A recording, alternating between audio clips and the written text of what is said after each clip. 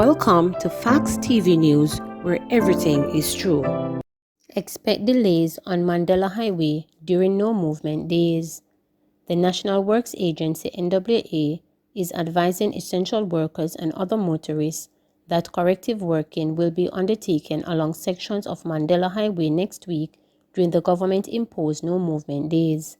The work, which have been scheduled to commence at 5 a.m. Sunday, September 12, will continue until 4 p.m. Tuesday, September 14. Manager of Communication and Customer Services at the NWA, Stephen Shaw, stated that motorists should expect a significant reduction in available lanes as China Harbour Engineering Company will be correcting defects along the roadway. The works, he said, will mainly involve the removal of uneven pavement on the approaches to the Fresh River Bridge, the Overpass Bridge, and the box culvert. The contractor will be removing the pavement to expose the road base, which is the source of the defect. The corrective work will include adding more base material to the targeted areas. The works are expected to improve the overall driving surface, the release stated. The NWA is therefore urging motorists who have to be on the road during the no-movement days to exercise due caution when traveling along roadways where roadwork are being undertaken. Relocation of St. George's JC vaccination sites.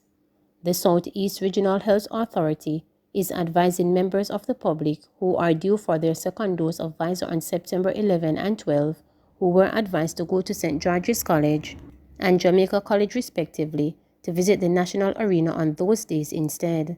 Individuals are being reminded to take their vaccination card, school ID, child's birth certificate, a government-issued identification, or letter from a justice of the peace to the site. The health authority apologized for any inconvenience caused. Dr. Rose Davies, wife of PNP stalwart Dr. Omar Davies, has died. Dr. Rose Davies, the wife of former Finance Minister and retired People's National Party (PNP) politician Dr. Omar Davies, has died. She passed away at her home on Saturday morning after battling cancer for some time. By profession, Davies was an educator and early childhood education specialist, having written extensively in that field. Additionally, she also served as head of the Institute of Education at the Mona campus at the University of the West Indies (UWI).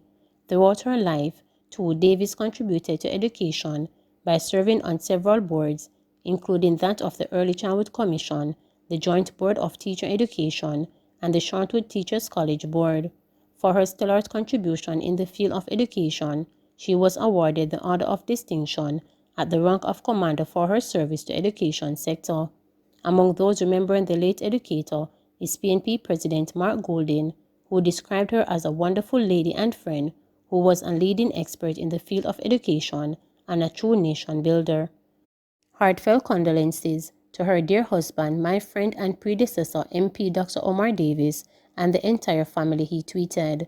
PNP Vice Presidential candidate Richard Azan, in a Facebook post, wrote, "R.I.P. Dr. Rose Davies, wife of Dr. Omar Davies, my condolences to the family." Attorney Howard Hamilton has died.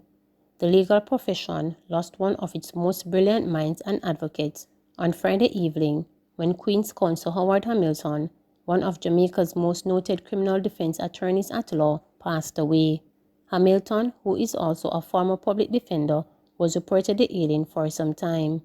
He enjoyed a wonderful storied partnership with Patrick Atkinson and former attorney at law, where he had 73 consecutive acquittals. He worked on several famous cases, such as the Green Bay murder trials, the Potter's Row murder, and the Grenada 19 murder case. Attorney at law Valrenita Robertson hailed him as a legal luminary and a true titan of the legal profession. He made many contributions to the legal profession, and he gave his expertise and guidance to others. He led the fight for reform and was a great advocate for human rights issues, a true great lawyer. He was very dedicated to his profession, and he will be greatly missed. He appeared in many famous cases, such as the Green Bay murder trial, Robertson added. Hamilton died, leaving wife and children. Hamilton enjoyed the rare privilege of representing two former prime ministers, Hugh Lawson Shero and Michael Manley. He also represented former Deputy Prime Minister of Grenada, Bernard Cord, and his Jamaican wife Phyllis, where they were charged, along with other Grenadians, with the murder of Grenada's Prime Minister Maurice Bishop and some members of his cabinet in 1987. His legal career is the stuff of legend. Probe launch after COVID-positive woman travels on flight from Kingston to Grand Cayman. Authorities in the Cayman Islands are conducting a probe after a woman was allowed to travel to Grand Cayman from Kingston, Jamaica on Thursday, despite her testing positive for COVID-19.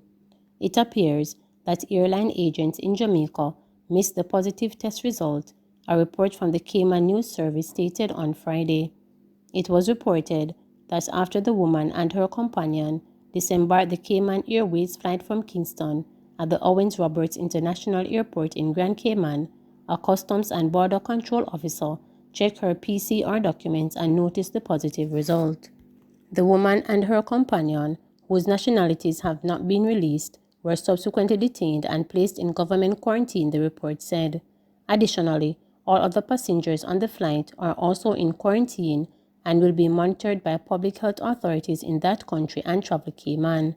For its part, Cayman Airways say it is standard procedure for station agents in Kingston to conduct 2 checks of negative COVID-19 test results before passengers are allowed to board flights bound for Grand Cayman.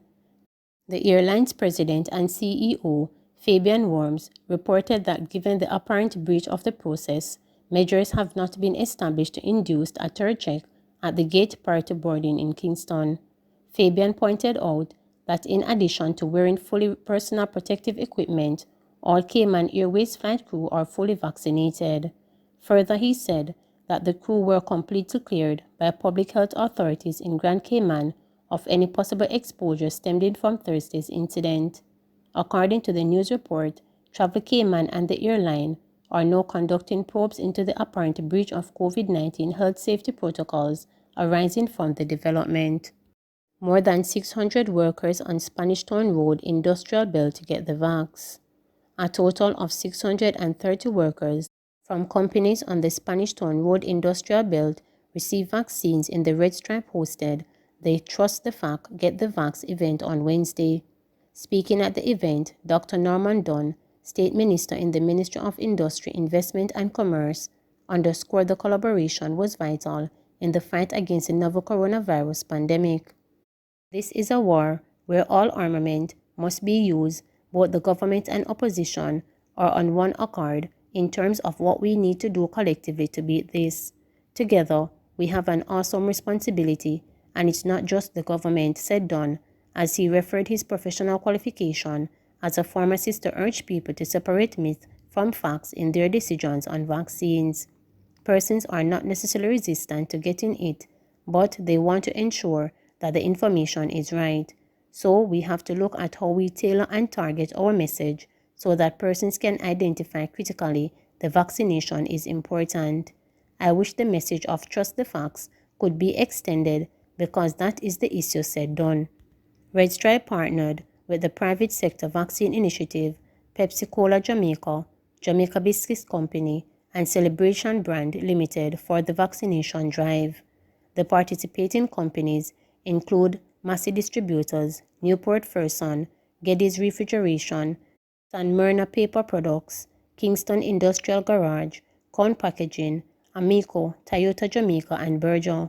Pfizer, AstraZeneca, and Johnson & Johnson vaccines were available at the event. Member of Parliament for St. Andrew West Central, Anthony Hilton, in whose constituency sections of Spanish Town Road falls, lauded the companies for taking a collective approach to promoting vaccines with the hope that the country can run to normality.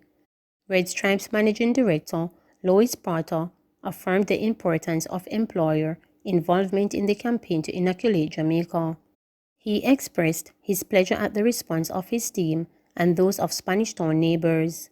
We are happy to play our part in making the vaccination process as convenient as possible for our employees and our neighbors. We are also very pleased to see the positive impact of our education campaigns reflected in the great number of initially hesitant persons who now realize that they can trust the facts, he stated. In the meantime, executive director of the private sector organization, said so far approximately 14,000 doses of vaccines have been administered under the private sector vaccine initiative. We encourage, just as Red Stripe has done, that other private sector's organizations reach out to us and get their staff vaccinated, he added. Please remember to subscribe, like, share, and click the notification bell for daily updates.